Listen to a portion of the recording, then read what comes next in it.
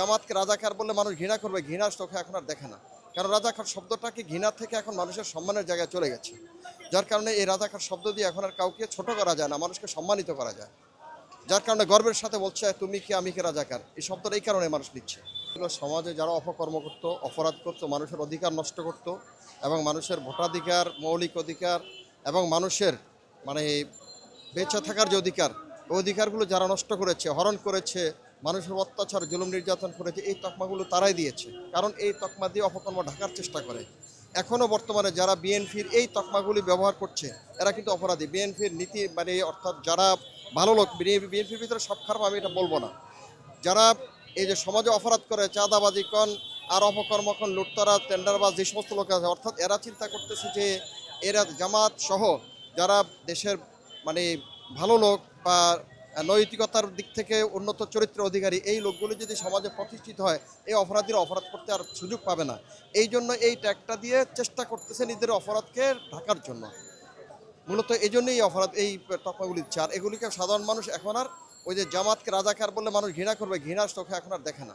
কারণ রাজাকার শব্দটাকে ঘৃণা থেকে এখন মানুষের সম্মানের জায়গায় চলে গেছে। যার কারণে এই রাজাকার শব্দ দিয়ে এখন আর কাউকে ছোট করা যায় না, মানুষকে সম্মানিত করা যায়। যার কারণে গর্বের সাথে বলছে তুমি কি আমি কি রাজাকার, এই শব্দটা এই কারণে মানুষ নিচ্ছে। আমরা এখনও তাদের সাথে ঐক্যবদ্ধভাবে ফেসিবাদ মোকাবেলাই করতে চাই, কিন্তু যারা ফেসিবাদী হয়ে উঠতে চায় তারাই চায় আবার মানে অর্থাৎ অনৈক্য তৈরি করতে।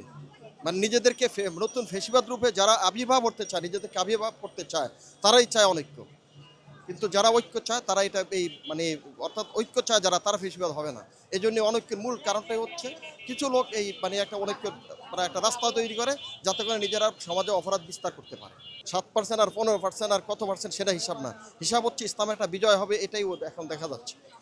সারা বাংলাদেশে একটা ইসলামের পক্ষে গণজোয়ার তৈরি হয়েছে, কারণ ইসলাম সম্পর্কে একটা ধারণা মানুষের ভিতরে তৈরি করত সমাজের কিছু অপরাধীরা, মানে যাদের বিশেষ করে আলেমদেরকে মানে বিভিন্ন তকমা দিয়ে মানুষের কাছে হেয় প্রতিপন্ন করে, মানুষের কাছে ছোট করে, মানুষের কাছে অপরাধী করে, ইসলামকে ছোট করে মানুষের থেকে মানে ইসলামকে অন্যভাবে উপস্থাপনের চেষ্টা করেছে, যাতে যে ইসলাম মানে হচ্ছে যারা রাজনীতি করে, যারা জঙ্গিবাদের ভিতরে আছে, কিন্তু যারা রাজনীতি করে তারা রাজাকার হয়, তারা সে দেশের সম্পদ নষ্ট করে ক্ষতি করে। কিন্তু এখন মানুষ দেখতেছে না, দেশের সম্মান, দেশের ইজ্জত, দেশের স্বাধীনতা, সার্বভৌমত্ব রক্ষায় ইসলামের পক্ষে যারা ভূমিকা রাখে তারাই সবচেয়ে অগ্রণী ভূমিকা রাখে।